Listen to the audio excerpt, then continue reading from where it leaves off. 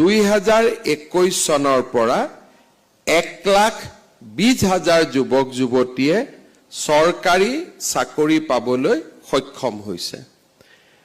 অহা 10 অক্টোবৰ তাৰিখে আমি ৰাজ্যত একেলগে আৰু প্ৰায় 40,000 যুৱক যুৱতীক নিযুক্তি দিম। নিৰ্বাচনৰ সময়ত আমি ৰাইজক প্ৰতিশ্ৰুতি দিছিলোঁ যে আমাৰ চৰকাৰ ক্ষমতালৈ আহিলে আমি 1 লাখ যুৱক যুৱতীক স্বচ্ছতাৰে নিযুক্তি দিম। কিন্তু সময় আৰু পৰিৱেশৰ লগত খাপ খুৱাই আমি 1 লাখৰ নিযুক্তিৰ দেওনা পাৰ হৈ গৈ আমি প্ৰায় 1,60,000 নিযুক্তি সম্পন্ন কৰিবলৈ আমি সক্ষম হ'ম।